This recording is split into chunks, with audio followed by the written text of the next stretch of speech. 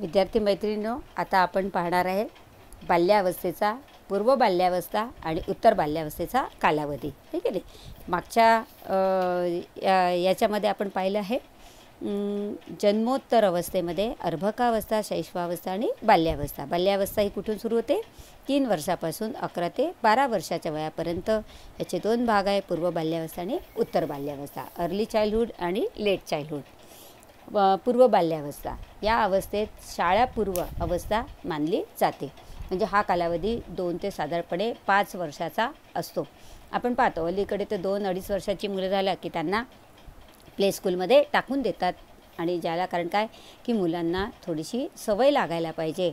आणि आजकालची मुलं म्हणजे मुलांचं संगोपन करणाऱ्याला आई घरी नसते आणि त्याच्यामुळे तिला असं वाटते की आपलं मूल किती लवकर शाळेत जाईल आणि किती लवकर मोठं होईल. या दृष्टिकोनातून अलीकडे 2.5-3 वर्षाच्या मुलाला प्ले स्कूलमध्ये टाकायला सुरुवात झालेली आहे.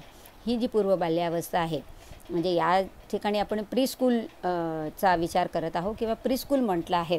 तर शाळेमध्ये जायच्या आधी मुलांना आपण कुठे टाकतो? नर्सरीमध्ये टाकतो किंवा प्ले स्कूलमध्ये टाकतो. तर हा जो जो काळ असतो तो साधारणपणे 2 ते 5 वर्षाचा काळ समजला जातो. या वयामध्ये बालकाच्या शारीरिक विकासासोबत कारक कौशल्याचा देखील विकास होत असतो. म्हणजे मुलांचा शारीरिक तर वाढ होते, त्यांची उंची वाढते, त्याचं वजन वाढतं, शरीरातील सर्व अवयवांची जी कौशल्य आहे किंवा कामं करण्याची जी क्षमता आहे त्या क्षमतेमध्ये वाढ होत असते. तुम्ही पहा, लहान मुलं सुरुवातीला एखादी वस्तू त्याला पकडता येत नाही किंवा तुम्ही पेन दिला, चमचा दिला तर अगदी 5 बोटांनी जसा काही चाकू पकडला त्या पद्धतीने ते पकडतात. पण नंतर जसजसा त्याचा विकास होत जातो तसतसं त्याला त्याच्या कार्यांमध्ये कौशल्य पूर्णता येते आणि हळूहळू ते मूल हळूहळू 2 बोटांनी किंवा 3 बोटांनी चमचा व्यवस्थितरित्या धरू शकतं. आणि त्याच्यामुळे या पूर्व बाल्यावस्थेचं वैशिष्ट्य आहे की या वयामध्ये बालकांचा शारीरिक विकास, नुसतं शारीरिक वाढ होत नाही तर त्याचबरोबर मुलं कलाकौशल्य देखील शिकत असतात, जी कलाकौशल्य त्याच्या दैनिक जीवनांमध्ये आवश्यक असतात. आणि या काळापासून त्यांच्या सामाजिक विकासाला खरी सुरुवात होते. 3 वर्षाचं मूल शेजाऱ्यांचं दार दिसलं किंवा दार तुमचं उघडं असलं, गेट उघडं असलं का तुरू घराच्या बाहेर पडतं. म्हणजे त्याला मग घरच्या लोकांपेक्षा बाहेर काय आहे, बाहेरचे कोण आहे याबद्दल त्यांना कुठेतरी एक प्रकारची त्यांच्या मनामध्ये जिज्ञासा निर्माण होते आणि मुलाच्या सामाजिक विकासाला या वयापासून खरी सुरुवात होते. त्याच्यानंतर उत्तर बाल्यावस्था या अवस्थेला शालेय अवस्था असं सुद्धा म्हटलं जातं. यावेळी खऱ्या अर्थाने शालेय शिक्षणाची सुरुवात होत असते. मुलांना आपण KG1 KG2मध्ये टाकतो. त्यांना ABCD शिकवतो, आई शिकवतो, 1-2 बाराखडी शिकवतो. म्हणजे जे बेसिक नॉलेज आहे ज्याला आपण काय म्हणतो, शिक्षणाचा पाया म्हणतो, तो शिक्षणाचा पाया या वयामध्ये घातला जातो. आणि म्हणून या वयाचा उत्तर बाल्यावस्थेचा कालावधी 6 ते 12 वर्षाचा समजला जातो. 6 ते 12 वर्ष या वयोगटाला उत्तर बाल्यावस्था असे म्हटले जाते. यावेळी अनेक कौशल्य मुलांमध्ये वाढीला लागतात, आहे की नाही. म्हणजे हळूहळू मुलं धावतात, पळतात, आहे की नाही. म्हणजे अगदी तुम्ही लहान मुलांचा प्रत्येक विकास जरी पाहिला तर तुम्हाला असं लक्षात येईल की मूल म्हणजे 1-1.5 महिन्याचं झालं की हळू कड पलटतं. आधी सरळ झोपतं, मग कड बदलतं, मग हळू पालथं होतं. पालथं झाल्यानंतर हळूहळू तो गुडघे काय म्हणजे जमिनीत रोवतो आणि पुढे सरकण्याचा प्रयत्न करतो. मग हळूहळू पुढे घसरतो, मग गुडघ्यांना उचलतो, मग छातीचा भाग उचलतो आणि मग हळूहळू एक गुडघा मागे पुढे घेतो आणि एक गुडघा समोर घ्यायचा प्रयत्न करतो. म्हणजे रांगण्याच्या प्रक्रियेला सुरुवात होते. म्हणजे हे जर तुम्ही सगळ्याच गोष्टी पाहिल्या, भावना विकास, त्याचा भाषा विकास, त्याचा कारक विकास, त्याचा शारीरिक विकास, सगळ्या विकासांचं जर तुम्ही निरीक्षण केलं तर तुम्हाला या सगळ्यांमध्ये कुठे ना कुठे सतत बदल होताना दिसून येतात. आणि या वयामध्ये मुलं खूप प्रकारची कौशल्य शिकतात किंवा त्यांच्यामध्ये खूप प्रकारच्या कौशल्ये वाढीस लागतात. बोधात्मक विकास या वेळेस होत असतो. बोधात्मक म्हणजे एखाद्या गोष्टीचा बोध होणं आहे की नाही. लहान मुलांमध्ये पहा तुम्ही, भीती नसते त्यांना, लाईट गेली अंधारात ठेवलं तरी काही नाही वाटत, पण थोडंसं मोठं झालं की मग आपण त्याला म्हणतो बाबा भूताला बागोबा आला, ऐकत नसेल आपण म्हणतो तिथे नाही जाऊ बाबा, बाबाजी येते आहे ना. म्हणजे मग बाबाजी म्हणजे काहीतरी भयानक आहे.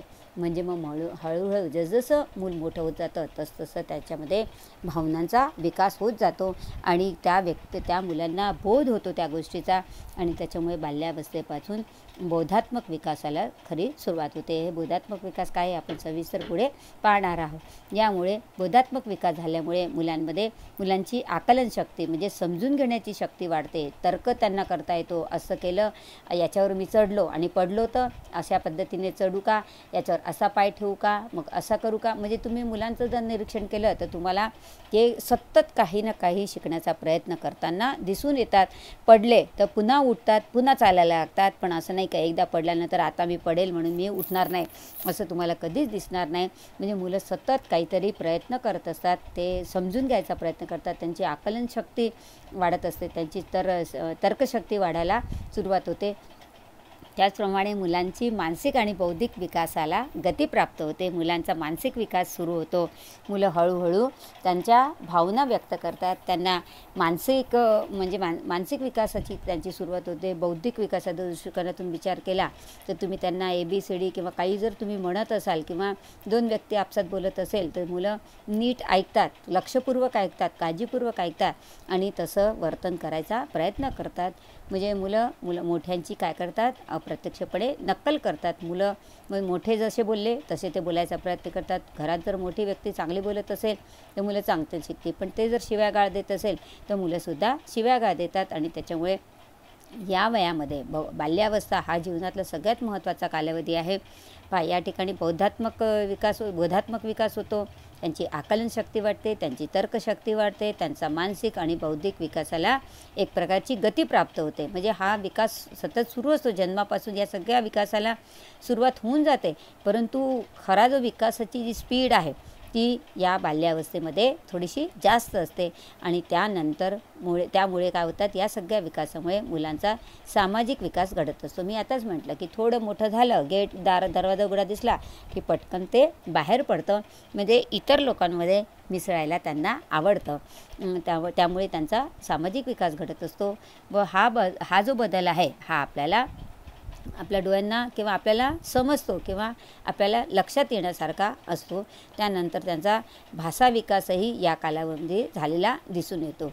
मुलींमध्ये हा काळ 6 ते 10 वर्षाचा असतो, मुलांमध्ये हा काळ 6 ते 12 वर्षाचा असतो. आपण मागच्याच जेव्हा आपण मानवी विकासाच्या अध्ययनाचे महत्त्व पाहिले तेव्हा त्याच्यामध्ये एक पॉईंट आला होता की मुलांपेक्षा मुलींचा विकास हा द्रुतगतीने होतो, लवकर होतो. तर तीच बाब आपल्याला या ठिकाणी दिसते. उत्तर बाल्यावस्थेमधल्या मुली 6 ते 11 वर्षांमध्ये त्यांचा जो विकास असतो तो मुलांमध्ये किती दिसतो, 6 ते 12 वर्षाचा मानला जातो. म्हणजे मुलांचा विकास हा 12 वर्षापर्यंत होतो आणि मुलींचा 10 वर्षांमध्ये 6 ते 10 वर्षांमध्ये जो काही बाल्यावस्थेचा विकास आहे तो आपल्याला झालेला दिसून येतो. त्यानंतर मुलं किशोरावस्थेमध्ये पदार्पण करतात. किशोरावस्थेचा काळ हा 12 ते 19 वर्षापर्यंतचा असतो. या अवस्थेमध्ये लिंगानुसार आपल्याला फरक आढळतो. आताच आपण पाहिलं की मुलींमध्ये किशोरावस्थेची सुरुवात ही मुलांपेक्षा लवकर होते. मुलांमध्ये किशोरावस्थेची लक्षणं उशिरा दिसतात. मुलींमध्ये कोणती आहे किशोरावस्थेची लक्षणं, तर मुली लाजतात, त्याच्यानंतर लैंगिक अवयवांची वाढ होते, त्याच्यानंतर मुलींचा काय म्हणतात MC पिरियडला सुरुवात होते. मुलांमध्ये मुलांचा घोगरा होतो. त्याच्यानंतर काय म्हणतात नाकाच्या खाली ओठांवर मिसुरड्या फुटतात त्याला. त्याच्यानंतर लैंगिक अवयवांची वाढ होते. मुलांच्या उंचीमध्ये एकदम वाढ होते. मुलंसुद्धा मुलींसारखे एकदम ज्या मुलींसोबत ते लहानपणापासून लुटापुटीचे खेळ खेळतात त्या मुलींच्यासोबत बोलायलासुद्धा किशोरावस्थेमध्ये मुलं लाजतात.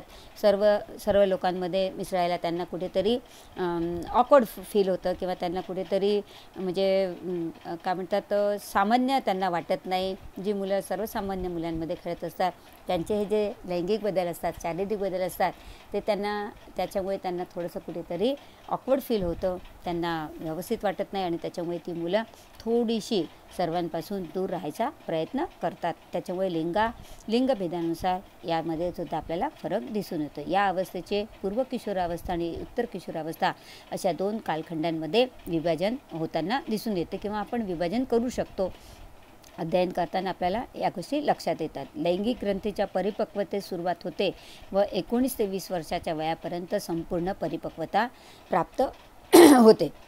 म्हणजे 20 वर्षापर्यंत किशोरावस्थेचे जे काही लक्षणं असतात, जी काही किशोरावस्थेची वैशिष्ट्य मुलांमुलींमध्ये असतात, ती 20 वर्षापर्यंत पूर्ण होऊन जातात. मुलींमध्ये ही पूर्व किशोरावस्था 11 ते 15 आणि मुलांमध्ये 12 ते 16 वर्ष मानली जाते. म्हणजे मुलांपेक्षा वयामध्ये लवकर येतात, मुलं थोडेसे उशिरा येतात. मी मागच्याच पिरियडला म्हटलं होतं की तुमच्यापेक्षा लहान असलेला भाऊ हा किशोरावस्थेमध्ये तुमच्यापेक्षा मोठा दिसतो, म्हणजे शारीरिक दृष्टिकोनातून आणि सगळ्याच दृष्टिकोनातून आहे ना. आणि परंतु मुलींचा विकास हा आधी होतो, मुलांचा थोडासा 1 ते 1.5 वर्षाचा आपल्याला फरक आढळतो. यातही आपल्याला व्यक्तिशः भिन्नता दिसून येते. उत्तर किशोरावस्था ही 15 ते 16 वर्षापासून 21 वर्षापर्यंतची समजली जाते. आपल्या सगळ्यांना माहिती आहे की 18 वर्षानंतर आपल्याला कशाचा अधिकार आहे? मतदानाचा अधिकार आहे. आणि लग्नाचं वयसुद्धा आता शासनाने काय केलं? मुलींचं 18 आणि मुलांचं 21 वर्ष, त्यानंतरच यांची लग्नही करता येतात. आणि मतदाराचा अधिकार मात्र मुलांना 18 वर्षानंतर शासनाने दिलेला आहे. म्हणजे 18 वर्षापर्यंत मुलांचा किशोरावस्थेचा काळ हा संपून जातो. तर या ठिकाणी आपण किशोरावस्था आपल्याला जे आता मानवी विकासामधल्या जो काय अभ्यास करायचा आहे तो आपल्याला जन्मपूर्व अवस्था आणि जन्मानंतरची अवस्था म्हणजे जन्मापासून तर किशोरावस्थेपर्यंतचा विकास आपल्याला अभ्यासायचा आहे. ह्याच्यानंतरच्या पुढच्या पिरियडला आपण प्रौढावस्था आणि वृद्धावस्था या 2 अवस्था अभ्यासणार आहोत. आणि नंतर मात्र मग आपण यांचा एक साधारणपणे काय म्हणतात कालावधीचा चार्ट दिलेला आहे. तो चार्ट मी तुम्हाला याचा फोटो काढून पाठवेल. तर तो चार्ट तुम्ही सगळ्यांनी पाठ करून घ्यायचा, कारण ऑब्जेक्टिव्हमध्ये हे जे प्रश्न असतात हे प्रश्न तुम्हाला सोडवायला बरे पडतात. आणि त्याच्यामुळे उद्याच्या पिरियडला आपण प्रौढावस्था आणि वृद्धावस्थेचा विचार करूया. त्यानंतर आपण 1.3ला सुरुवात करूया. तुम्हाला समजत नसेल तर मला काय म्हणतात मॅसेज करून विचारा. मला असं वाटते की तुम्ही सगळेजण व्हिडिओ पहा. काही नसेल समजत तर लिहून ठेवा. आणि मंगळवारी आपण मात्र ऑनलाईन पिरियड घेऊया. मंगळवार आणि शुक्रवार असे आपण 2 दिवस ऑनलाईन पिरियड घेऊया. आणि बाकीच्या दिवसाला मी रोज म्हणजे पिरियड असो वा नसो, उद्या जरी रविवार असला तरीही मी तुमच्यासाठी एक व्हिडिओ पाठवणार आहे. तर तो व्हिडिओ तुम्ही अवश्य ऐका आणि समजून घ्यायचा प्रयत्न करा. काही अडचणी असेल तर सांगा. घरी राहा आणि सुरक्षित राहा. तुमची काळजी घ्या आणि घरच्या सगळ्या सदस्यांचीही काळजी घ्या. या ठिकाणी आपण थांबू.